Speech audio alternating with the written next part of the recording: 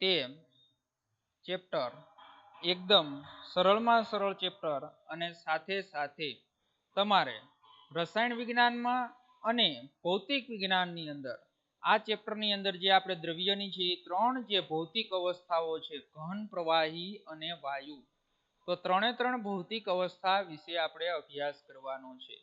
સાથે સાથે આ જે ચેપ્ટરની અંદર આપણે 4 નિયમો જે ભણવાના છે, તો એની અંદર એ જે ચાર નિયમો છે, વાયુના બોયલનો નિયમ, ત્યાર પછી ચાર્લ્સનો નિયમ, ગેલિયુસેકનો નિયમ, એવોગ્રેડો નિયમ અને આદર્શ વાયુ સમીકરણ. તો આ જે ચાર નિયમોનો જે આપણે અભ્યાસ કરવાનો છે, તો એ ચાર નિયમો તમારે ભૌતિક વિજ્ઞાનની અંદર પણ આ ચાર નિયમનો અભ્યાસ કરવાનો છે. એટલે રસાયણ વિજ્ઞાનમાં અને ભૌતિક વિજ્ઞાનની અંદર આ ચેપ્ટર છે, એ ચેપ્ટર તમારે કોમન આવશે. બેયની અંદર આ ચેપ્ટર છે એ ચેપ્ટરનો ઉપયોગ થશે. તો હવે આજથી આપણે આ એકમ 5 દ્રવ્યની અવસ્થા. તો દ્રવ્યની અવસ્થાઓ તો આપણે પહેલા તો ખબર હોવી જોઈએ કે ભાઈ દ્રવ્ય, પહેલા ચેપ્ટરની અંદર આ શબ્દ ભણી ગયા આપણે કે ભાઈ દ્રવ્ય કોને કહેવાય. તો બધાને ખબર છે કે ભાઈ દ્રવ્ય છે એ આપણે પરમાણુ છે, એ પરમાણુની વાત કરીએ અને પરમાણુ પછી આપણે એની અંદર દ્રવ્ય સમજ્યા પહેલા ચેપ્ટરમાં. તો એની અંદર જે દ્રવ્ય છે, તો એ દ્રવ્યની અવસ્થાઓની વાત કરવાની છે. તો બધાને ખબર છે મુખ્યત્વે ઘન, પ્રવાહી અને વાયુ. તો આ 3 અવસ્થા છે એની અંદર આપણે અભ્યાસ કરવાનો છે.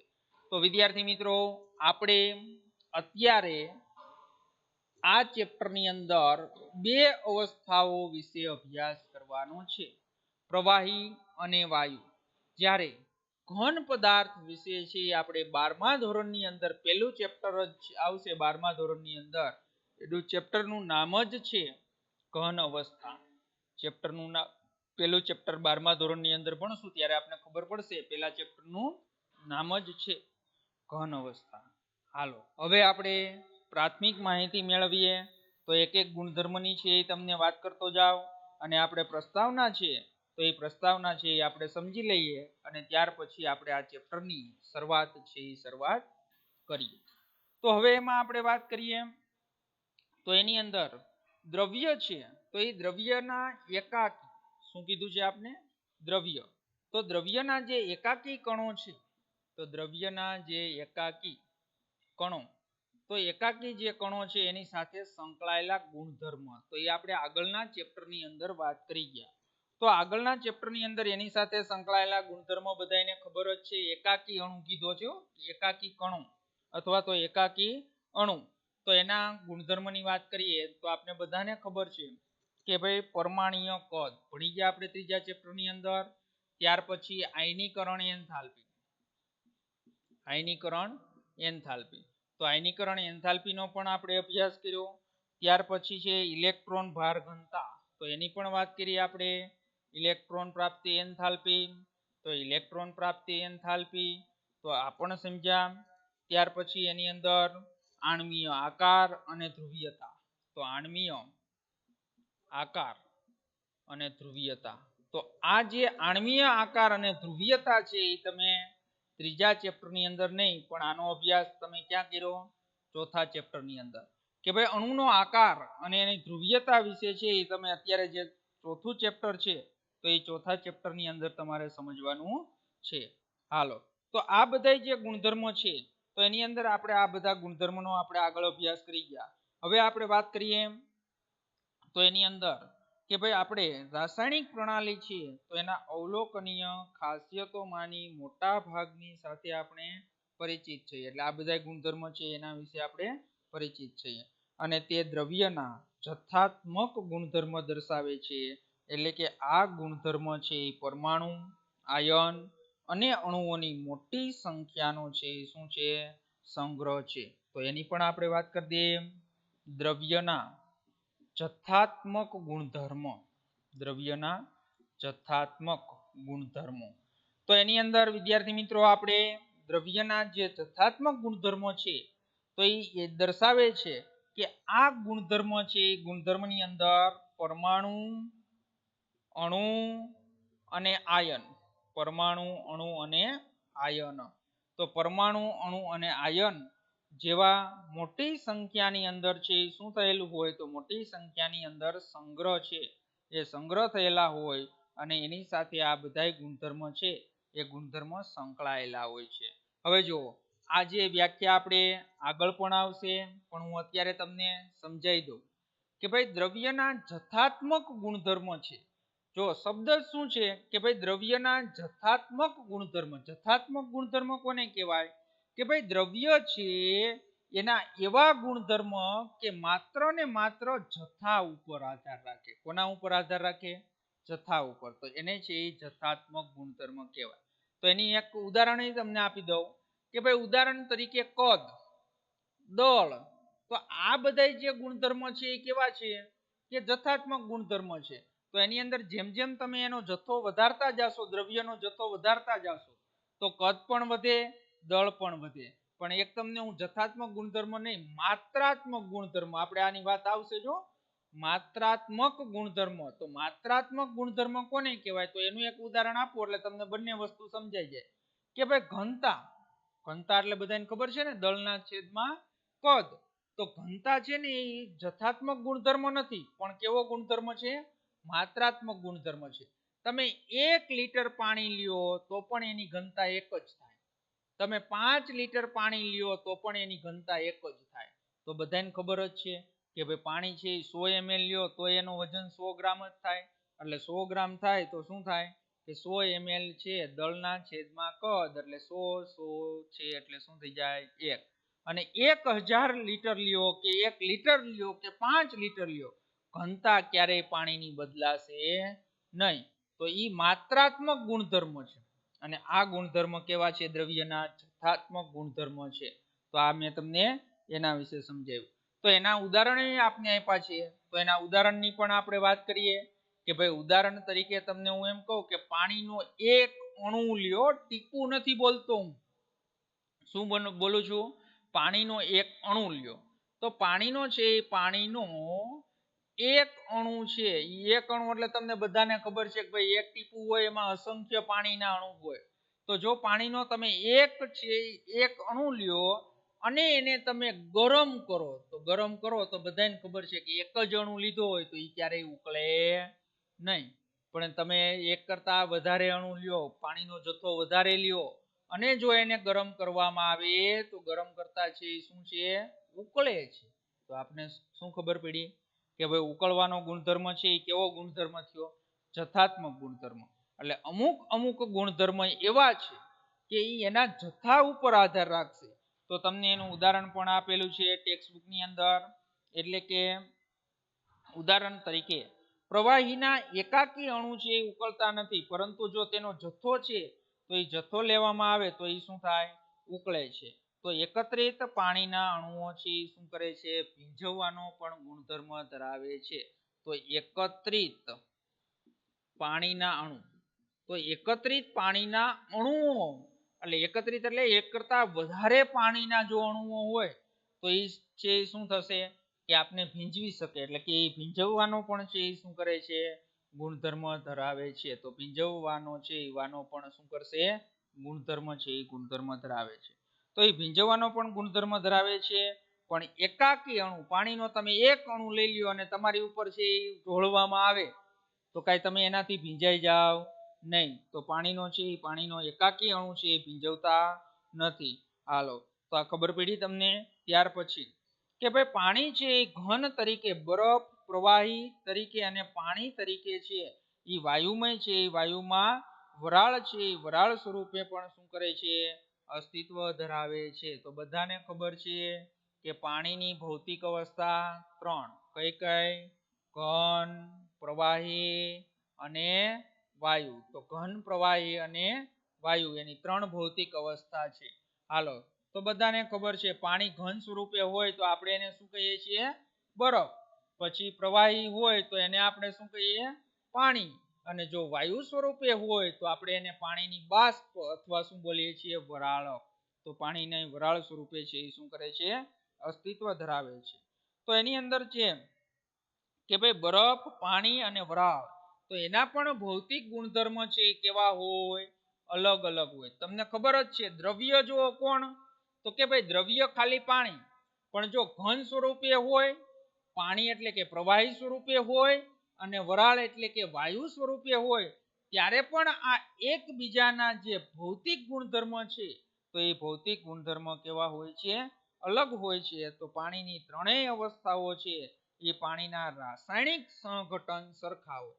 એટલે જો બરફ લ્યો ને તો એને આમ જ લખાય H2O સોલિડ, પાણી લ્યો ને તો એને આમ જ લખાય H2O લિક્વિડ, અને વરાળ લ્યો તો એને એમ જ લખાય H2O ગેસ. પણ આ જો ગેસ, લિક્વિડ અને સોલિડ ત્રણેય આપણે એની શું દર્શાવી છે? અવસ્થાઓ દર્શાવેલી છે. ઘન સ્વરૂપે, પ્રવાહી એટલે પાણી સ્વરૂપે, અને ગેસ એટલે વરાળ સ્વરૂપે. પણ આના રાસાયણિક સંઘટન, સંઘટન એટલે બંધારણ શબ્દ આપણે આ નવી ટેક્સ્ટ બુકમાં આવશે સંઘટન. તો સંઘટનનો મીનિંગ શું થાય વિદ્યાર્થી મિત્રો? બંધારણ. તો પાણી છે તો પાણીનું બંધારણ છે એ બંધારણ રાસાયણિક બંધારણ આપણે શબ્દ વાપરીએ. પાણીનું રાસાયણિક બંધારણ છે એ રાસાયણિક બંધારણ કેવું હોય? તો ત્રણેય અવસ્થામાં રાસાયણિક બંધારણમાં કોઈ પણ પ્રકારનો ફેરફાર થશે નહીં. માત્ર ને માત્ર એની શું બદલાશે? અવસ્થાઓ બદલાશે. તો જો અવસ્થાઓ તો બદલાય છે, પણ એને સાથે સાથે એના રાસાયણિક ગુણધર્મ નહીં, પણ એના ભૌતિક ગુણધર્મ છે એ શું થશે? બદલાશે. તો ત્રણેય અવસ્થાઓની લાક્ષણિકતા છે એ અણુઓની ઉર્જા અને કઈ રીતે પાણીના અણુઓ સંયુક્ત થયા છે તેના પર આધાર રાખશે. અને બીજા પદાર્થો માટે પણ આ જ પ્રકારનું આપણે વિચારી શકાય. પછી પાણી હોય કે આપણા રસાયણ વિજ્ઞાનનો કોઈ પણ પદાર્થ હોય, જો એ ઘન સ્વરૂપે હોય, પ્રવાહી સ્વરૂપે હોય કે વાયુ સ્વરૂપે હોય, તો એના વિશે છે એ પણ આપણે શું કરી શકાય? કે આવી જ રીતે છે એ શું કરી શકાય? વિચારી શકાય. હાલો હવે આપણે વાત કરવાની છે કે ભાઈ પદાર્થના રાસાયણિક ગુણધર્મ તેમની ભૌતિક અવસ્થા બદલાતા છતાં બદલાતા નથી. તો હાલો એ પણ વાક્ય તમને સમજાવી દઉં કે ભાઈ પદાર્થ છે, શું છે? પદાર્થ. તો પદાર્થના છે એ પદાર્થના રાસાયણિક ગુણધર્મ, તો પદાર્થના રાસાયણિક ગુણધર્મો છે એ ગુણધર્મો શું થશે? તો રાસાયણિક ગુણધર્મો છે એ ભૌતિક ગુણધર્મ બદલાવા છતાં ભૌતિક ગુણધર્મો છે એ શું થશે? બદલાશે. તો ભૌતિક ગુણધર્મો છે એ ભૌતિક ગુણધર્મો બદલાશે, પણ એના રાસાયણિક ગુણધર્મો છે એ બદલાતા નથી. તો માત્ર ને માત્ર શું થાય છે? તો માત્ર ને માત્ર એની રાસાયણિક પ્રક્રિયા હોય. શું હોય? રાસાયણિક પ્રક્રિયા. તો રાસાયણિક પ્રક્રિયાનો વેગ માત્ર ને માત્ર શું બદલાશે? રાસાયણિક પ્રક્રિયાનો વેગ બદલાશે. એટલે જો પ્રક્રિયા છે એ પ્રક્રિયા ઘન, પ્રવાહી અને વાયુ અવસ્થામાં હોય, તો એ ત્રણ અવસ્થાની અંદર રાસાયણિક પ્રક્રિયાનો શું માત્ર ને માત્ર બદલાશે?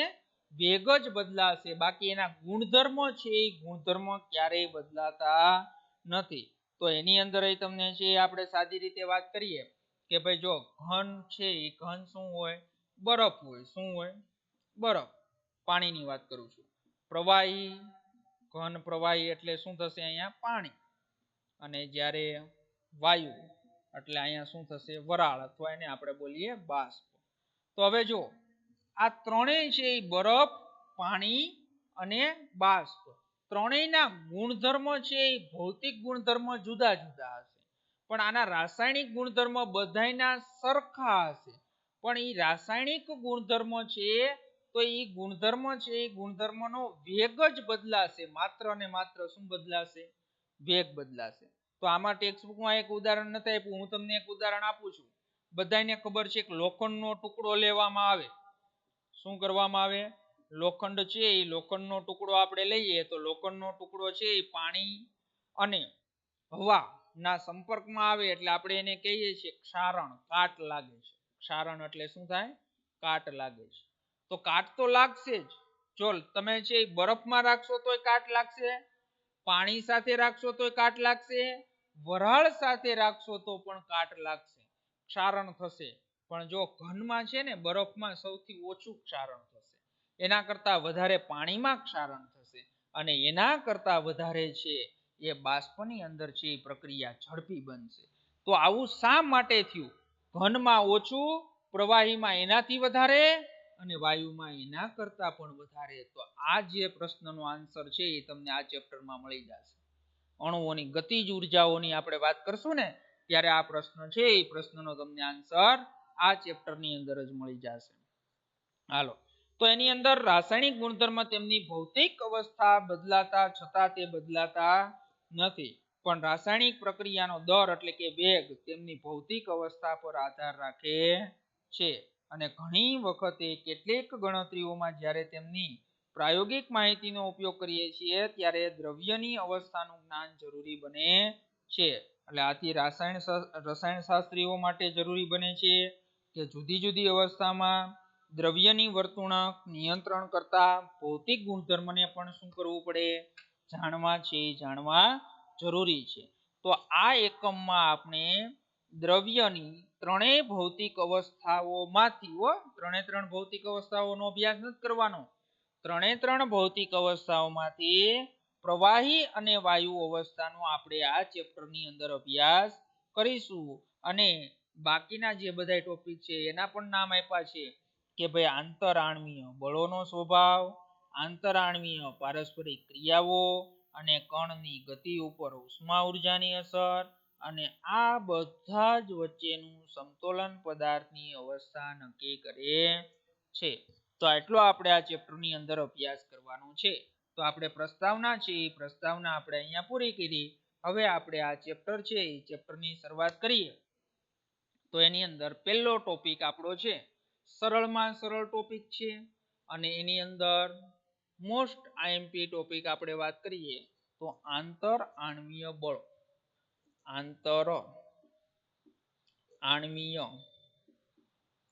આણ્વીય બળોની વાત કરવાની છે. કોની વાત કરવાની છે?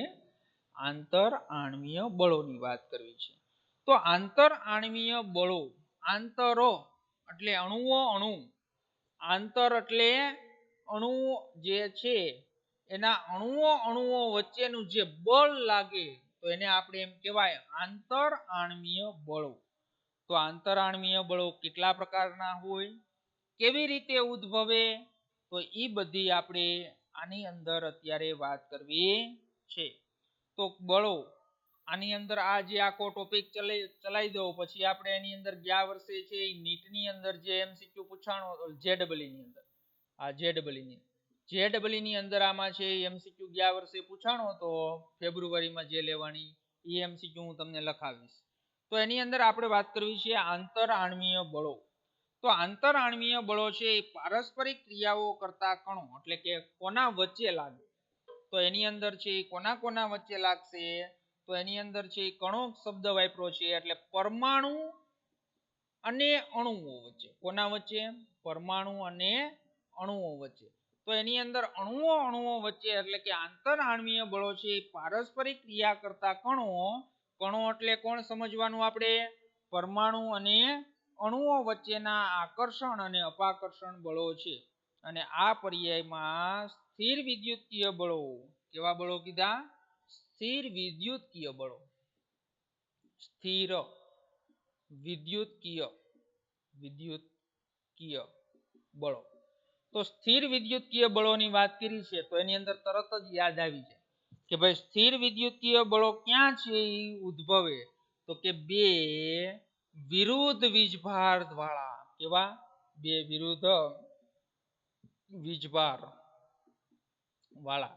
તો બે વિરુદ્ધ વીજભાર વાળા અણુઓ અથવા આયનો વચ્ચે, વિરુદ્ધ વીજભાર વાળા આયનો વચ્ચે જ્યારે પારસ્પરિક ક્રિયા થાય ત્યારે એના વચ્ચે જે લાગતું આકર્ષણ બળ છે એને સ્થિર વિદ્યુતીય બળો કહેવાય. ધારો કે હું ઉદાહરણ આપું તમને NaCl. તો NaCl છે એની વચ્ચે સ્થિર વિદ્યુતીય બળથી જોડાયેલા હોય. કેવી રીતે? તો બધાને ખબર હોય Na પ્લસ આયન હોય અને Cl માઇનસ આયન હોય.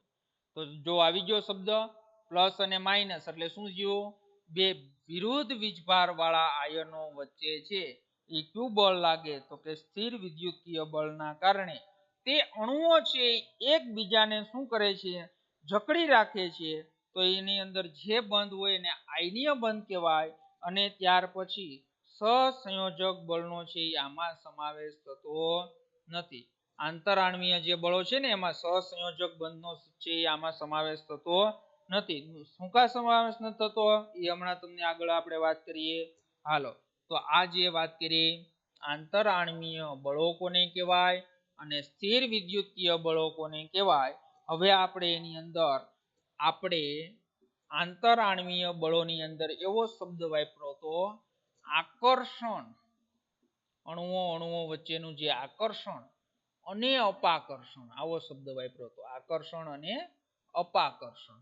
તો એની અંદર આકર્ષણ અને અપાકર્ષણ છે તો એને આપણે શું કીધું તો આંતરઆણ્વીય બળો કીધા હતા.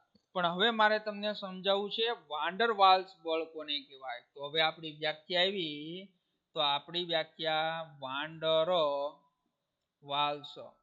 તો આ વાન ડર વાલ્સ નામનો એક સાયન્ટિસ્ટ હતો ભાઈ, એણે આ બળનું સંશોધન કર્યું હતું એટલે એના ઉપરથી નામ રાખ્યું છે વાન ડર વાલ્સ બળ.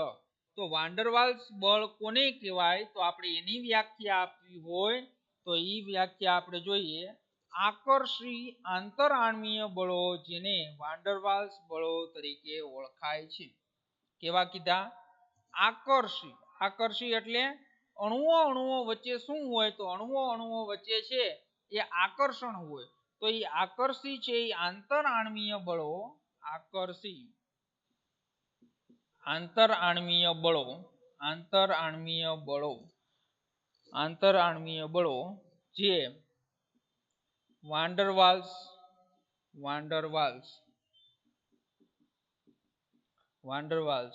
બળો તરીકે ઓળખાય છે. તો બધાને ખબર છે કે ભાઈ અણુઓ વચ્ચે જે આકર્ષી આંતરઆણ્વીય બળ હોય, આકર્ષી એટલે અણુઓ વચ્ચે છે એ આકર્ષણ હોય તો તે બળને છે એ કોના તરીકે ઓળખાય છે? વાન ડર વાલ્સ બળ તરીકે ઓળખાય છે. અને તે ડચ વૈજ્ઞાનિક જોહાનિસ વાન ડર વાલ્સ, એનું નામ મોટું છે, તો એના માનમાં છે એ રાખવામાં આવેલું હતું. અને વાન ડર વાલ્સ આ બળો મારફતે વાસ્તવિક વાયુનું આદર્શ વાયુઓથી વિચલન સમજાવેલું છે. એ લીટી આપણે આગળ આખી ભણવાની છે એટલે હું સમજાવતો નથી. પહેલા તો એ સમજવું પડે કે આદર્શ વાયુ કોને કહેવાય અને છે એ વાસ્તવિક વાયુ કોને કહેવાય. એ આપણે આગળ છે એ આખો ટોપિક જ છે એટલે અત્યારે વાત સમય બગાડવો નથી. તો આપણે આ એકમમાં આના વિશે આગળ ઉપર અભ્યાસ કરશું. જો મેં તમને કીધું એવી જ રીતે એનો આગળ અભ્યાસ કરશું. તો વાન ડર વાલ્સ બળો છે તો એ વાન ડર વાલ્સ બળો છે ની માત્રા ગણના પાત્ર હોય છે અને તે વિસર્જન બળો, લંડન બળો, દ્વિધ્રુવીય બળો અને દ્વિધ્રુવીય પ્રેરિત દ્વિધ્રુવીય બળોનો સમાવેશ કરાય છે. અને વિશેષ કરીને દ્વિધ્રુવીય પારસ્પરિક ક્રિયા પ્રકારનો પ્રબળ હાઇડ્રોજન બંધ પણ છે. અને માત્ર કેટલાક તત્વોમાં હાઇડ્રોજન બંધ રચનામાં ભાગ લઈ શકે છે માટે તેમને અલગ વિભાગમાં કેટેગરીમાં લેવામાં આવે છે. અને આ આપણે પારસ્પરિક ક્રિયાઓ વિશે એકમ 4 માં અભ્યાસ કર્યો છે. હવે જુઓ, આપને કેટલા બળો આપ્યા તો જે આંતરઆણ્વીય જે આકર્ષણ બળો છે તો એ આંતરઆણ્વીય આકર્ષણ બળોના હું અહીંયા પ્રકાર લખું છું પહેલા, અને એ જે 4 પ્રકાર છે એ 4 પ્રકારનો આપણે અભ્યાસ હમણાં ચેપ્ટરમાં જ કરવાનો છે. તો એ 4 જે બળો છે એની વાત તમને કરી દઉં. તો એની અંદર પહેલું છે વિસર્જન બળ અથવા લંડન બળ, વિસર્જન બળો અથવા એનું બીજું નામ છે લંડન બળો. હાલો, આ પહેલો. બીજો પ્રકાર છે તો બીજો પ્રકાર છે દ્વિધ્રુવીય બળો, દ્વિધ્રુવીય બળો. હાલો, ત્રીજો પ્રકાર છે દ્વિધ્રુવીય પ્રેરિત દ્વિધ્રુવીય પ્રેરિત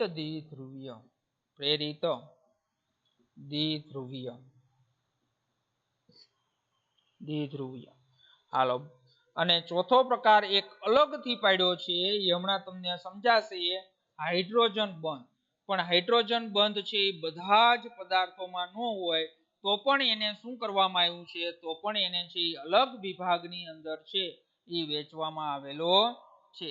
તો હવે જે આંતરઆણ્વીય આકર્ષણ બળો છે એના મુખ્યત્વે કેટલા પ્રકાર છે તો મુખ્યત્વે આપણે ચાર પ્રકાર છે એ ચાર પ્રકારનો આપણે અભ્યાસ કરવાનો છે.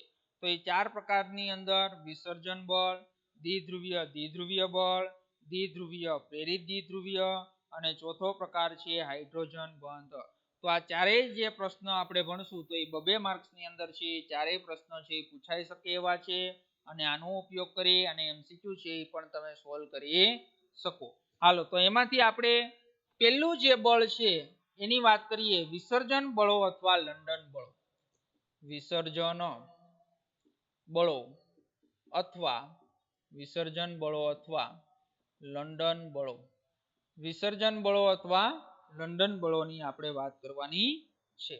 હવે જો વિદ્યાર્થી મિત્રો, અત્યારે હું જે આ તમને બળો વિશે જે સમજાવું છું તો એ ચારે ચાર બળનો જ્યારે આપણે અભ્યાસ પૂર્ણ થઈ જાય પછી કોઈ પણ તમને અણુ આપે તો એ અણુ ઉપરથી તમે છે ફરજિયાત તમને છે અણુ છે એ અણુ જોવો ત્યાં તમને ખબર પડી જવી જોઈએ કે આ અણુની અંદર કેવા પ્રકારનું છે બળ લાગતું હશે. પહેલા આપણે શું કરવું છે કે ભાઈ ચારે ચાર અણુઓ છે તો એ ચારે ચાર અણુઓની અંદર આપણે પહેલા સમજી લઈએ કે ભાઈ આ બળ ચારે ચાર બળો છે એ સમજી લઈએ અને ત્યાર પછી આપણે એની અંદર છે એ સમજવાનું છે.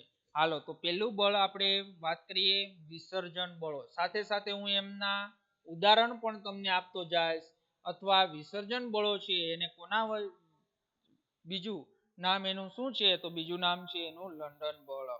તો હવે એની અંદર આપણે જે આ બળોનો અભ્યાસ કરવો છે તો જો ટૂંકમાં જ હું તમને કહી દઉં કે ભાઈ આ કોની અંદર જોવા મળશે તો અધ્રુવીય પરમાણુ.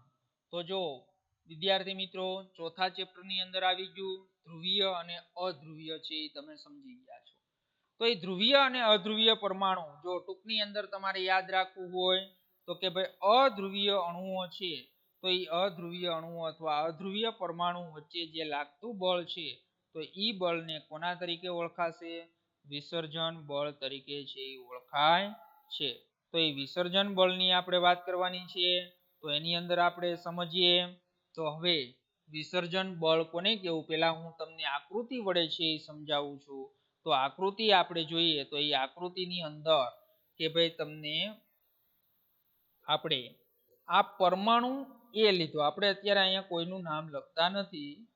પરમાણુ એ તો બધાને ખબર છે કે આ પરમાણુનું જે કેન્દ્ર છે એ ધન વીજભારિત હોય અને પરમાણુના કેન્દ્ર સિવાયનો જે આ ભાગ તમને જોવા મળે છે તો આ જે ભાગ છે એ ઇલેક્ટ્રોનીય વાદળ હોય. શું હોય? આ ઇલેક્ટ્રોનીય વાદળ. એટલે કે એ બાકીનો જે ભાગ છે આ બધો પરમાણુના કેન્દ્ર સિવાયનો જે તમને ભાગ જોવા મળે ત્યાં ઇલેક્ટ્રોન હોય એટલે એ કેવો હોય તો કે ભાઈ ઋણ વીજભારિત હોય. કેવો હોય? ઋણ વીજભારિત હોય. અને વચ્ચે જે પરમાણુનું કેન્દ્ર છે તો એ પરમાણુનું કેન્દ્ર જે છે એ ધન વીજભારિત હોય છે. હવે જુઓ આમાં એક જ શબ્દ આપણે સમજવાનો છે કે અધ્રુવીય જે અણુઓ છે એ અણુઓ વિદ્યુત રીતે સમમિતીય શબ્દ સમજવાનો છે. શું સમજવાનો છે? સમમિતીય. તો આની અંદર જે ઇલેક્ટ્રોન છે ઇલેક્ટ્રોનનો જે ભાર છે એ કેવો છે તો ઇલેક્ટ્રોનનો ભાર છે એ સમમિતીય રીતે એટલે કે સરખી રીતે શું થયેલો હોય છે? વહેંચાયેલો હોય છે. એટલે જો આ જે પરમાણુનું શું છે? કેન્દ્ર છે. કેન્દ્રની ફરતી બાજુ છે આ એક સરખી રીતે શું થાય છે તો કે ભાઈ એક સરખી રીતે આ ઇલેક્ટ્રોનીય વાદળ છે એ એક સરખી રીતે ગોઠવાયેલું છે. એટલે આપણે એને કહેવાય સમમિતીય રીતે વહેંચાયેલું છે. કેવી રીતે? સમમિતીયનો મતલબ જો તમારે ગુજરાતીમાં સમજવો હોય તો સરખું થાય. શું થાય? સરખું. એટલે શું થશે કે ભાઈ પરમાણુનું જે કેન્દ્ર છે એની ફરતી બાજુ એક સરખી રીતે અથવા સમાન શબ્દ વાપરો. શું વાપરો? સમાન રીતે છે એ શું થયેલો છે? ઇલેક્ટ્રોનીય વાદળ છે એ સમાન રીતે છે એ વહેંચાયેલું હોય છે. તો એની અંદર જે પરમાણુઓ છે તો એક ક્ષણિક માટે આવા પરમાણુઓ અને અણુઓ છે એમાં દ્વિધ્રુવીયતા વિકસી શકે. તો હવે આપણે એની અંદર આકૃતિ છે એ આકૃતિ તમને આ એક આકૃતિ છે એ દોરી. હવે આવો જ બીજો છે એ પરમાણુ તમે આવો દોરો તો એની અંદર આ ધન વીજભાર અને આ બધું છે ઇલેક્ટ્રોનીય વાદળ છે. તો આ પરમાણુ આપણે નામ આપીએ પરમાણુ બી. શું નામ આપીએ? પરમાણુ બી. હવે જો પરમાણુ એ અને બી અનંત અંતરે હોય, બધાનું ધ્યાન અહીં રાખજો એટલે સમજાઈ જાય તમને. પરમાણુ એ અને પરમાણુ બી અનંત અંતરે એટલે કે એકબીજાથી ઘણા બધા છે શું છે? તો ઘણા બધા છે દૂર છે. કેવા છે? દૂર છે. દૂર હોય તો તમને ખબર છે કે બે ચુંબક હોય તો એ ચુંબકને તમે છે અનંત અંતરે ખૂબ જ દૂર રાખો તો એના વચ્ચે આકર્ષણ કે કાંઈ અપાકર્ષણ થતું નથી. તો એવી જ રીતે આપણે આ બે પરમાણુ છે એ પરમાણુ એ અને પરમાણુ બી ને આપણે અનંત અંતરે રાખીએ તો આની અંદર બે પરમાણુમાં છે શું થશે? તો એની અંદર એનો વીજભાર છે એ સમાન રીતે વહેંચાયેલો હશે.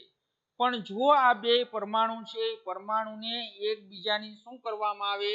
તો એકબીજાની નજીક લાવવામાં આવે. ખાસ અહીંયા ધ્યાન રાખજો, હું આખું સ્લાઇડ ફેરવી નાખું એટલે ત્રણે ત્રણ આકૃતિ એક જ પેજમાં તમને સમજાઈ દઉં એટલે તમને ખબર પડે. આ પરમાણુ આપણો એ, આ એનું કેન્દ્ર પોઝિટિવ વીજભાર, આપણે આ એવો જ પરમાણુ બી દોર્યો, આ પરમાણુ બી નું પોઝિટિવ વીજભાર. હવે જો આ અત્યારે પેલી એ આકૃતિ હું દોરું છું એની અંદર શું થાય છે? તો એ આકૃતિની અંદર પરમાણુ છે એકબીજાથી અનંત અંતરે દૂર હોવાના કારણે તેના વચ્ચે આકર્ષણ કે અપાકર્ષણ ઉદ્ભવતું નથી. તેથી તેની અંદર જે વીજભાર છે તો ઇલેક્ટ્રોનીય ભાર છે તો અથવા ઇલેક્ટ્રોનીય ભાર વાદળો છે એ સમમિતીય રીતે વહેંચાયેલા હોય છે. સમમિતીય એટલે સરખી રીતે છે વહેંચાયેલા, સમાન રીતે છે વહેંચાયેલા હોય છે. પણ હવે તમને બધાને ખબર છે, તમને બધાને ખબર છે કે ભાઈ જો આ પરમાણુ બંને પરમાણુને એકબીજાની શું કરવામાં આવે? નજીક લાવવામાં આવે. તો નજીક લાવવામાં આવશે ત્યારે શું થશે? તો નજીક લાવવામાં આવશે ત્યારે એની અંદર એક શબ્દ આપણે સમજવો છે, ધ્રુવીયતા. શું ઉત્પન્ન થશે? ધ્રુવીયતા ઉત્પન્ન થશે. તો એ આપણે ચોથા ચેપ્ટરની અંદર કદાચ આવી ગયું હશે અથવા જો બાકી હોય તો એ ચોથા ચેપ્ટરની અંદર તમને ખબર પડશે કે ભાઈ ધ્રુવીયતા ઉત્પન્ન થશે પરમાણુમાં. તો એ પરમાણુ છે જે એની અંદર ધ્રુવીયતા ઉત્પન્ન થાય છે. કેવી રીતે ધ્રુવીયતા એ હું તમને સમજાવું છું. આ પરમાણુને એકબીજાની નજીક લાવશો એટલે અહીંયા તમને બધાને ખબર છે, અહીંયા બ્લુ ભાગ છે ને અહીંયા બ્લુ ભાગ છે, એ બધાને ખબર છે ઇલેક્ટ્રોનીય વાદળ છે એટલે ઋણ વીજભાર ધરાવે. તો આ ઋણ વીજભાર શું થાય? તો ઋણ વીજભાર વચ્ચે અપાકર્ષણ થાય. સાંભળજો હું બોલું છું એમાં. તો આના વચ્ચે જે અપાકર્ષણ થાય છે એના કારણે પરમાણુની અંદર શું ઉત્પન્ન થશે? તો કે પરમાણુની અંદર ધ્રુવીયતા ઉત્પન્ન થશે. શું કામ? કે અપાકર્ષણ આના વચ્ચે થયું એટલે આ પોઝિટિવ વીજભાર છે એ અહીંયા નજીક આવશે આ બાજુ. એટલે આ ઇલેક્ટ્રોન અને આ ધન વીજભારિત કેન્દ્ર એકબીજા વચ્ચે શું થાય? આકર્ષણ થાય. અને આ ઇલેક્ટ્રોનીય વાદળ છે આ દિશાની અંદર એની વિરુદ્ધ દિશામાં શું થશે? તો એની વિરુદ્ધ દિશામાં જશે. તો હવે પરમાણુને તમે નજીક લાવ્યા એટલે કેવા પ્રકારના આ બંને પરમાણુનો આકાર થઈ જશે? તો આ ધન વીજભાર અહીંયા નજીક આવ્યો એટલે અહીંયા ધન વીજભાર, તો આ ધન વીજભાર એનાથી દૂર જાય કારણ કે આ અહીંયા નજીક આવ્યો તો આ ધન વીજભાર એના ધન વચ્ચે અપાકર્ષણના કારણે આ પોઝિટિવ અહીંયા ગયા. અને આ જે અત્યારે આપણે આ રેડની અંદર જે વ્હાઇટ કલર છે એ ઋણ વીજભારિત, આને આપણે ઇલેક્ટ્રોન લખો એટલે તમને ખબર પડે, પણ ટેક્સ્ટ બુકમાં જોશો એટલે ખબર પડી જશે. તો આ જે ઇલેક્ટ્રોન ઋણ વીજભારિત છે તો એ ઋણ વીજભારિત હોવાના કારણે શું થશે? તો ઋણ વીજભારિત હોવાના કારણે છે એની અંદર છે શું થયું? તો પરમાણુને એકબીજાની નજીક લાવતા છે ધ્રુવીયતા ઉત્પન્ન થઈ. તો ધ્રુવીયતા કેમ કીધી આપણે? તો જો ઓલાની અંદર આપણે છે એમ કહેતા હતા સમમિતીય રીતે એટલે સરખી રીતે વહેંચાયેલો હતો, પણ જો હવે અહીંયા અસમમિતીય શબ્દ વાપરવો પડે. ઇલેક્ટ્રોનીય વીજભાર કેવી રીતે વહેંચાયેલો છે એકબીજાને નજીક લાવતા? અસમમિતીય શબ્દ વાપરવો પડે. શું વાપરવો પડે? અસમમિતીય. તો એ અસમમિતીય રીતે છે એ શું થશે? તો ઇલેક્ટ્રોનીય ભાર છે એના વિતરણથી તે અસમમિતીય છે એ અસમમિતીય બનશે અને એના કારણે છે એ શું થશે? તો એના કારણે છે આ જે તમને નિશાની જે આપી છે કોની નિશાની આપી છે? ધ્રુવીયતાની નિશાની આપી છે. એની અંદર એનો નિયમ છે ધ્રુવીયતા. ધ્રુવીયતા એટલે શું થાય કે એક છેડો છે એ પોઝિટિવ અને એક છેડો નેગેટિવ, એક છેડો પોઝિટિવ અને એક છેડો નેગેટિવ. તો જે આ તીરની નિશાની છે ને એ હંમેશા ઋણ બાજુ રાખવાની અને આ પાછળ જે નાની એવી લીટી કરો છો એ ધન બાજુ રાખવાની, ચોથા ચેપ્ટરમાં આવશે. સમજણ પડી? તો આ એની અંદર છે શું ઉત્પન્ન થયું? તો આ છે એ ધ્રુવીયતા ઉત્પન્ન થઈ. તો આ એક પોસિબિલિટી હતી. તો એવી રીતે એવું નથી કે આ જ પોસિબિલિટી થાય કે આ ધન વીજભાર અહીંયા આવ્યો, પણ જો આ ધન વીજભાર અહીંયા આવે તો આ ધન વીજભાર અહીંથી દૂર જાય ને આ ઇલેક્ટ્રોનીય વાદળ ઋણ આવે, તો બીજી પણ શક્યતા આનાથી વિરુદ્ધ છે. બીજી પણ શક્યતા છે આનાથી વિરુદ્ધ કે ભાઈ આનો ધન વીજભાર અને આનો ઇલેક્ટ્રોનીય વાદળ, તો આનો ધન વીજભાર અહીંયા જતો રહ્યો. તો હવે એની અંદર નિશાની તમારે દર્શાવવી હોય તો નિશાની એના કરતા ઉલટી દર્શાવવી પડે. એમાં ધ્રુવીયતા તો ઉત્પન્ન થાય જ છે, પણ એની અંદર બે પોસિબિલિટી રહે. તો લ્યો આ સમજાઈ ગયું તમારું વિસર્જન બળ અથવા શું કહેવાય? લંડન બળ. તો જ્યારે પરમાણુ છે એ પરમાણુ શું હોય? એકબીજાથી અનંત અંતરે હોય ત્યારે એના વચ્ચે કોઈ પણ પ્રકારનું છે આકર્ષણ કે અપાકર્ષણ થતું નથી. શું કા નથી થતું? તો એ પણ મેં તમને સમજાવ્યું. કારણ કે ધન વીજભારની ફરતી બાજુ ઇલેક્ટ્રોનીય વીજભાર છે એ શું થયેલો હોય? સમાન રીતે, અથવા બીજો શબ્દ શું વાપરી શકો? સમમિતીય રીતે છે એ શું કરેલો હોય? વહેંચાયેલો હોય છે. પણ જો પરમાણુને એકબીજાથી શું રાખવામાં આવે? તો પરમાણુને એકબીજાથી નજીક રાખવામાં આવે. તો નજીક રાખશો તો શું થશે? તો નજીક રાખવાના કારણે છે એની અંદર ધ્રુવીયતા ઉત્પન્ન થશે, અને ધ્રુવીયતા ઉત્પન્ન થવાના કારણે તેનો જે ઇલેક્ટ્રોનીય ભાર વિતરણ છે એ કેવું બનશે? તો એ કેવું બનશે? અસમમિતીય બને છે. હાલો, તો મેં તમને આ ત્રણ આકૃતિ સમજાવી દીધી. હવે થોડાક આપણે ટેક્સ્ટબુકના શબ્દ પણ જોઈ લઈએ. તો ટેક્સ્ટબુકના શબ્દની અંદર તમને સમજાવી દઉં કે ભાઈ વિસર્જન બળો અથવા લંડન બળો. તો પરમાણુ અને અધ્રુવીય કેવા કીધા? પરમાણુ અને અધ્રુવીય અણુઓ છે વિદ્યુતકીય રીતે સમમિતીય હોય છે. વિદ્યુતકીય રીતે સમમિતીય એટલે તમને સમજાયું કે ભાઈ પેલી એ આકૃતિ દોરી છે એમાં ધન વીજભાર એટલે કે કેન્દ્ર દર્શાવ્યું છે. કેન્દ્રની ફરતે સમાન રીતે છે શું ઋણ વીજભાર છે એ પથરાયેલો હોય છે, એટલે એને કહેવાય સમમિતીય હોય છે. અને તેની દ્વિધ્રુવીય ચાક માત્રા હોતી નથી, એટલે એમાં ધ્રુવીયતા જ ઉત્પન્ન નથી થતી, તો એની ચાક માત્રા હોય નહીં. તો દ્વિધ્રુવીય ચાક માત્રા હોતી નથી કારણ કે તેમના ઇલેક્ટ્રોનીય ભાર વાદળો સમમિતીય રીતે વહેંચાયેલા હોય છે, પરંતુ ક્ષણિક સમય માટે. કેવા ક્ષણિક? ક્ષણિક એટલે ખૂબ જ ઓછા. તો ક્ષણિક સમય માટે આવા પરમાણુઓ અને અણુઓમાં દ્વિધ્રુવીયતા વિકસી શકે છે, અને આ નીચે પ્રમાણે સમજાવી શકાય. એટલે પેલા આકૃતિ દ્વારા આપણે સમજાવીએ છીએ. તો આકૃતિની પણ વાત કરી દે. ધારો કે આપણી પાસે બે પરમાણુઓ લીધા પેલી આકૃતિમાં, A અને B, એકબીજાની ખૂબ જ નજીક રહેલા છે. તો એવું બની શકે કે ક્ષણિક સમય માટે બેમાંથી એક પરમાણુમાંનો A પરનો ઇલેક્ટ્રોનીય ભાર વિતરણથી અસમમિતીય બને છે. પણ જો અસમમિતીય ક્યારે બનશે? મારે તમને સમજાવવું તો એટલે જ હું એમ કહેતો હતો કે આ જો બે એકબીજાથી અનંત અંતરે હોય તો એની વચ્ચે આકર્ષણ કે અપાકર્ષણ ઉદ્ભવતું નથી. પણ હવે જો આ બે પરમાણુને એકબીજાની નજીક લાવવામાં આવશે, ખૂબ જ નજીક શબ્દ વાપર્યો ટેક્સ્ટબુકમાં, જો ખૂબ જ નજીક રહેલા હોય તો ક્ષણિક સમય માટે બેમાંથી એક પરમાણુનો એ પરનો ઇલેક્ટ્રોનીય ભાર વિતરણથી શું બનશે? અસમમિતીય બનશે. તો બધાને ખબર છે B અને C આકૃતિ જે મેં દોરી એમાં છે શું થઈ ગયું? ઇલેક્ટ્રોનીય ભાર અસમમિતીય બન્યો, એક સરખો છે એ વહેંચાયેલો રહેતો નથી. તો એ બની શકે છે, અને ક્ષણિક સમય માટે બેમાંથી એક પરમાણુમાંનો એ પરનો ઇલેક્ટ્રોનીય ભાર વિતરણથી અસમમિતીય બને છે, એટલે કે ભાર વાદળ એક બાજુ પર બીજી બાજુ કરતા વધારે હોય છે. તો B આકૃતિની અંદર તમે જોશો પોઝિટિવ એક બાજુ છે અને એક બાજુ એ ઇલેક્ટ્રોનીય ભાર જે વ્હાઇટ કલર છે, અથવા ટેક્સ્ટબુકમાં જોશો તો દુધિયા કલર છે, એક બાજુ વધારે હશે અને એક બાજુ ઓછો હશે. તો એટલે ભાર વાદળ એક બાજુ પર બીજી બાજુ કરતા વધારે હોય છે. એટલે બે આકૃતિ B પોસિબિલિટી થઈ શકે અને C પણ થઈ શકે, બંને રીતે ગોઠવાઈ શકે. આના પરિણામે ખૂબ જ ઓછો સમય માટે પરમાણુ A પર ધ્રુવીયતા વિકસે છે, અને આ ત્વરિત અથવા ક્ષણિક દ્વિધ્રુવીયતા બીજા પરમાણુ B જે તેની નજીક છે તેના પરની વિદ્યુત ઘનતાને પણ શું કરે છે?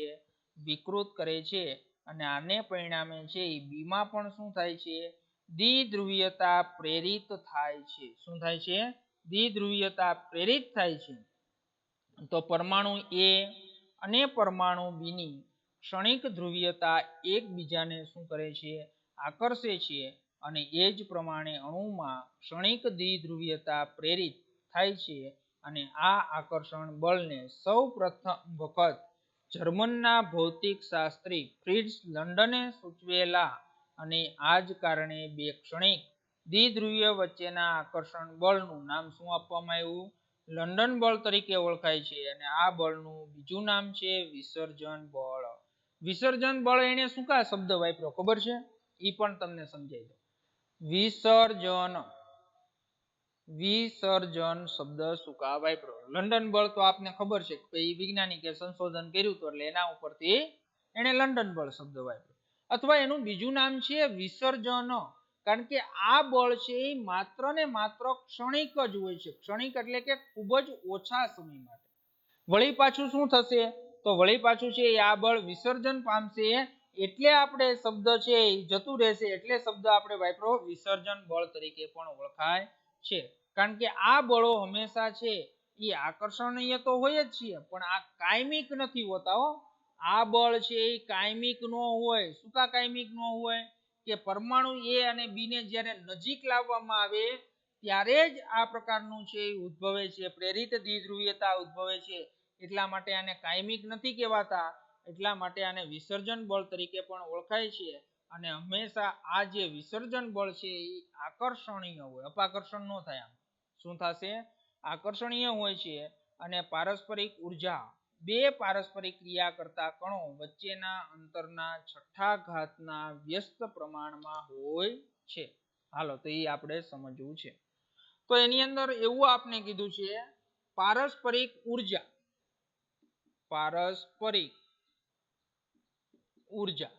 તો પારસ્પરિક ઉર્જા જે છે તે ઉર્જા શું કીધું કે બે પારસ્પરિક ક્રિયા કરતા કણો વચ્ચેના અંતરના છઠ્ઠા ઘાતના વ્યસ્ત પ્રમાણમાં હોય છે એટલે 1/r6 જ્યાં r જે છે ને એ શું છે તો r જે છે એ બંને કણો વચ્ચેનું અંતર રેડિયસ ત્રિજ્યા નથી હો r છે એ બંને કણો વચ્ચેનું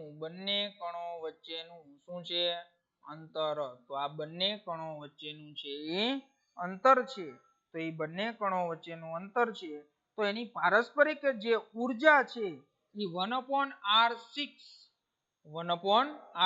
એટલે પારસ્પરિક ઉર્જા એના કેવા પ્રમાણની તો કે ભાઈ r ના છે છઠ્ઠા ઘાતના વ્યસ્ત પ્રમાણની અંદર હોય છે હાલો હું તમને સમજાવી દઉં જો આ એક પરમાણુ છે અને આ બીજો પરમાણુ આ બે પરમાણુ વચ્ચેનું અંતર છે એ શું છે r તો બધાયને ખબર હોય r ઘટે બે પરમાણુ વચ્ચેનું r ઘટે તો શું થશે તો એના વચ્ચેની જે પારસ્પરિક ક્રિયા છે પારસ્પરિક ક્રિયા એટલે પરમાણુ વચ્ચેની જે ક્રિયા થાય છે તે તો એ પારસ્પરિક જે ઉર્જા છે એ ઉર્જા શું થાય તો આના કેવા પ્રમાણની અંદર છે વ્યસ્ત પ્રમાણમાં તો બધાને ખબર જ હોય નજીક આવે r ઘટે તો ઉર્જા શું થાય તો એની ઉર્જા છે એ શું થશે વધે શું થાય પણ એની અંદર કેટલી વધે અથવા તો ઉર્જા વધે છે પણ એ કોના r ના વ્યસ્ત પ્રમાણની અંદર પણ r ના કેટલા છઠ્ઠા ઘાતના છે એ વ્યસ્ત પ્રમાણની અંદર હોય છે અને r છે એ બંને કણો વચ્ચેનું અંતર છે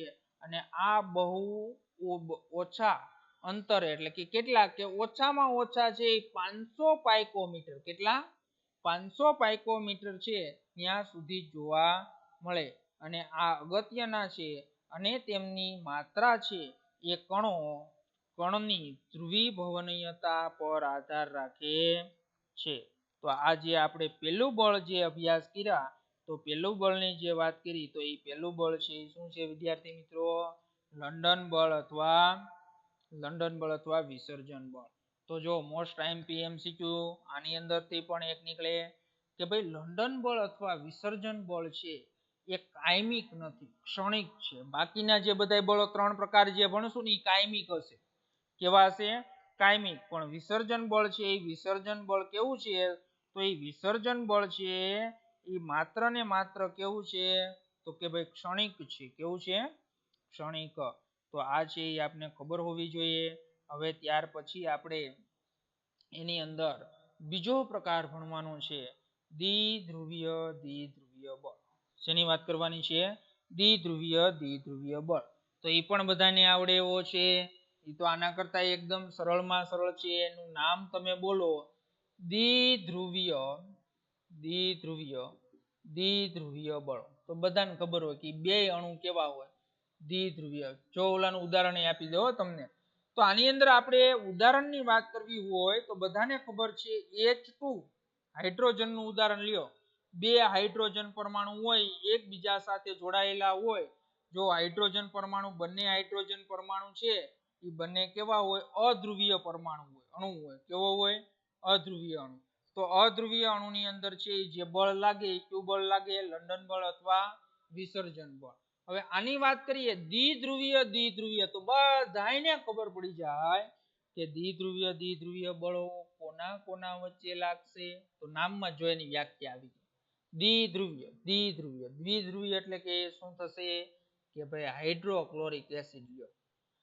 તો હાઇડ્રોજન બધાને ખબર હોય પોઝિટિવ હોય, Cl નેગેટિવ હોય. હવે આનો અણુ છે એ બીજા હાઇડ્રોજન ક્લોરાઇડ સાથે શું થાય? તો બીજા હાઇડ્રોજન ક્લોરાઇડ સાથે શું કરે? કે ભાઈ આકર્ષે. પણ આના વચ્ચે છે કેવા પ્રકારનું આકર્ષણ બળ લાગશે? તો બધાને ખબર જ હોય કે આ Cl પ્લસ માઇનસ છે તો અહીંયા H પાસે શું થાય? આકર્ષે. અને અહીંયા Cl માઇનસ. તો આ બળને કયું બળ કહેવાય? દ્વિધ્રુવીય બળ. તો દ્વિધ્રુવીય બળ છે એ પહેલા જ લખી નાખવાનું કે એક કાયમી બળ છે. કેવું બળ છે? કાયમી બળો છે. તો એ ખબર જ છે કોઈ પણ અણુ હોય તો એ અણુની અંદર છે એ ક્ષણિક નથી, કાયમિક છે. એટલે એ કાયમિક બળ તરીકે પણ છે, કાયમિક છે એની અંદર ઉદ્ભવે છે. અને આ જે બળ છે દ્વિધ્રુવીય બળ કાયમિક દ્વિધ્રુવીયતા ધરાવતા અણુઓ વચ્ચે જ લાગુ પડે છે. અને દ્વિધ્રુવીયના છેડે આંશિક ભાર ધરાવે છે. અને એ જે આંશિક ભારને આપણે બધાને ખબર છે કે ગ્રીક અક્ષરની અંદર નિશાની શું આપીએ છીએ? તો એ જે ભાર છે વિદ્યુતીય ભાર, તો એ ભારને આપણે આમ ડેલ્ટા છે એ ડેલ્ટા લખીએ છીએ. તો એ ડેલ્ટા આવી રીતે લખીએ છીએ. જો ધન વીજભારિત હોય તો આપણે પોઝિટિવ અપાય અને ઋણ વીજભારિત હોય તો નેગેટિવ અપાય. અને આ ઇલેક્ટ્રોનીય ભાર કેટલો હોય? તો એ બધાને ખબર છે ઇલેક્ટ્રોન પરનો વીજભાર કેટલો હોય? તમે અહીં લખવા H+ અને ઇલેક્ટ્રોન માઇનસ, તો મેં એનો વીજભાર લખ્યો છે. બધાને 10મા ધોરણની અંદર આવી ગયું. 1.6 × 10⁻⁻19 કુલમ. જો ઇલેક્ટ્રોન પરનો માઇનસ કીધો હોય તો અહીંયા શું આવે? માઇનસ. અને પોઝિટિવ કીધો હોય તો અહીંયા પ્લસ 1.6 × 10⁻⁻19 કુલમ આવશે. ઓકે, હાલો તો હવે એના ઉદાહરણ ઉપરથી સમજીએ આપણે કે ભાઈ આ ધ્રુવીય અણુઓ છે એ બાજુના અણુઓ સાથે શું કરશે? પારસ્પરિક ક્રિયા કરે છે. તો એનું તમને ઉદાહરણ છે એ સમજાવું. હાલો આપણે હાઇડ્રોજન ક્લોરાઇડ લઈએ. શું લઈએ આપણે? હાઇડ્રોજન ક્લોરાઇડનો અણુ લીધો છે વિદ્યાર્થી મિત્રો. હાઇડ્રોજન ક્લોરાઇડનો મેં શું લીધો? અણુ. તો હાઇડ્રોજન ક્લોરાઇડ છે એ અણુ ધ્રુવીય છે કે અધ્રુવીય છે? તો બધાને ખબર છે કે આ અણુ ધ્રુવીય અણુ છે. શું કા ધ્રુવીય અણુ છે? તો કે ભાઈ હાઇડ્રોજનની વિદ્યુત ઋણતા કરતા ક્લોરીનની વિદ્યુત ઋણતા કેવી હોય? વધારે. એટલે આપણે બધાને ખબર છે કે આ હાઇડ્રોજન ક્લોરાઇડ વચ્ચેનો જે બંધ છે એના ઇલેક્ટ્રોન, જો જેને યાદ હોય ત્રીજું ચેપ્ટર ભણ્યા હોય એને તરત આવડી જાય કે ભાઈ વિદ્યુત ઋણતાની વ્યાખ્યામાં જ આવતું હતું કે ભાઈ ઇલેક્ટ્રોન જે બંધ છે એના ઇલેક્ટ્રોનને પોતાની તરફ જે આકર્ષવાની ક્ષમતા છે એને શું કહેવાય? વિદ્યુત ઋણતા. તો તરત જ ખબર પડી જાય કે Cl છે એ 17મા સમૂહનું, તો 17મા સમૂહની અંદર વિદ્યુત ઋણતા સૌથી વધારે હોય. એટલે આ ઇલેક્ટ્રોનીય યુગ્મ Cl તરફ આકર્ષવાના કારણે હાઇડ્રોજન ઉપર આંશિક ધન વીજભાર આવશે, Cl ની ઉપર આંશિક ઋણ વીજભાર આવશે. તો હવે હું અહીંયા લખું હાઇડ્રોજન અને અહીંયા લખું ક્લોરાઇડ. મેં હાઇડ્રોજન ક્લોરાઇડનો અણુ લીધો છે. તો આની અંદર અહીંયા આપણે આંશિક ધન વીજભાર આવશે અને અહીંયા આંશિક ઋણ વીજભાર આવશે. તો ડેલ્ટાની નિશાની આપણે આપ્યો ગ્રીક અક્ષરની અંદર. તો આ જે અણુ છે એ કોનો છે? હાઇડ્રોજન ક્લોરાઇડનો અણુ છે. હવે અહીંયા તમને ટેક્સ્ટબુકમાં લખ્યું છે કે આ ઋણ વીજભારિત છે અને આ ક્લોરીન છે. તો એ ક્લોરીનની શું વધારે હોય? વિદ્યુત ઋણતા. એટલે અહીંયા શબ્દ લખ્યો છે ક્લોરીન તરફ વધુ છે, ક્લોરીન તરફ વધુ ઘનતા છે. શું છે? ક્લોરીન તરફ વધુ ઘનતા. તો ક્લોરીન તરફ છે એ ભાર ઘનતા કેવી છે? તો ક્લોરીન તરફ ભાર ઘનતા વધારે છે. હવે જુઓ કે આપણે આવા બે અણુઓ લઈએ તો એના વચ્ચે પારસ્પરિક જે ક્રિયા થાય એ કેવા પ્રકારની પારસ્પરિક ક્રિયા થાય? તો કે ભાઈ દ્વિધ્રુવીય દ્વિધ્રુવીય. કેવો? દ્વિધ્રુવીય દ્વિધ્રુવીય. તો બે અણુ વચ્ચે છે દ્વિધ્રુવીય દ્વિધ્રુવીય પારસ્પરિક ક્રિયા થશે. એટલે આપણે અહીંયા હાઇડ્રોજન આંશિક ધન વીજભાર, અહીંયા Cl આંશિક ઋણ વીજભાર, અહીંયા બીજા અણુનો હાઇડ્રોજનનો આંશિક ધન વીજભાર, અહીંયા Cl નો ઋણ અણુ એટલે અહીંયા આંશિક ઋણ વીજભાર. તો આ બંને વચ્ચે શું થશે? તો આ બંને વચ્ચે છે શું થાય? આંતરઆણ્વીય આકર્ષણ બળ છે એ બળ લાગશે. પણ આંતરઆણ્વીય આકર્ષણ બળ છે કેવા પ્રકારનું લાગશે? તો કેવા પ્રકારનું લાગશે? તો બધાને ખબર પડી કે ભાઈ અણુ હાઇડ્રોજન ક્લોરાઇડ કેવો છે? ધ્રુવીય. તો ધ્રુવીય હોય તો એના વચ્ચે જે બળ લાગે છે એને શું કહેવાય? દ્વિધ્રુવીય દ્વિધ્રુવીય બળ. કેવું કહેવાય? દ્વિધ્રુવીય દ્વિધ્રુવીય. પણ આની અંદર જે પારસ્પરિક ક્રિયાની હમણાં આપણે આગળ વાત કરી એની ઉર્જા છે આમાં પણ એના જેટલી છે 1/r6 જેટલી. કોના જેટલી? 1/r6 ને છે એ શું હોય છે? તો 6 ને છે સમપ્રમાણમાં હોય છે. અને r જે છે એ શું છે? ધ્રુવીય અણુઓ વચ્ચેનું અંતર. હવે દ્વિધ્રુવીય દ્વિધ્રુવીય પારસ્પરિક ક્રિયા ઉપરાંત ધ્રુવીય અણુઓમાં લંડન બળો વડે પણ પારસ્પરિક ક્રિયા થઈ શકે. પણ આ જે છે એ સંચયિત અસર છે એટલે ધ્રુવીય અણુઓમાં કુલ આંતરઆણ્વીય બળો છે એ વધે છે. એટલે જે વિસર્જન બળ હતું ને એના કરતા દ્વિધ્રુવીય દ્વિધ્રુવીય વચ્ચે લાગતું બળ છે એ કેવું હોય? વધારે હોય. કેવું હોય? વધારે. તો આ તમને ટેક્સ્ટબુક ની અંદર છે એ ટેક્સ્ટબુક ની અંદર સમજાવ્યું છે. બીજું એક ટેક્સ્ટબુક ની અંદર સમજાવ્યું છે કે ભાઈ આ જે બળો છે એ દ્વિધ્રુવીય વચ્ચેના અંતરના વ્યસ્ત પ્રમાણમાં હોય છે અને સ્થિર ધ્રુવીય અણુઓ વચ્ચે ઘન પદાર્થ હોય. જો આ એક ખાસ MCQ ઘનમાં હોય તેમ દ્વિધ્રુવીય દ્વિધ્રુવીય પારસ્પરિક ક્રિયા ઉર્જા. જો આ ઘન પદાર્થ હોય ને તો ખાસ યાદ રાખજો ઘન પદાર્થ હોય ત્યારે 1/r ઘનના છે એ સમપ્રમાણમાં હોય. અને જ્યારે પ્રવાહી અને વાયુ હોય, શું હોય? પ્રવાહી અને વાયુ, ત્યારે છે એ શું થશે કે ભાઈ આ જે ધ્રુવીય અણુઓ છે ત્યારે એના છે કેટલા? તો કે 1/r6 ના છે એ શું હશે?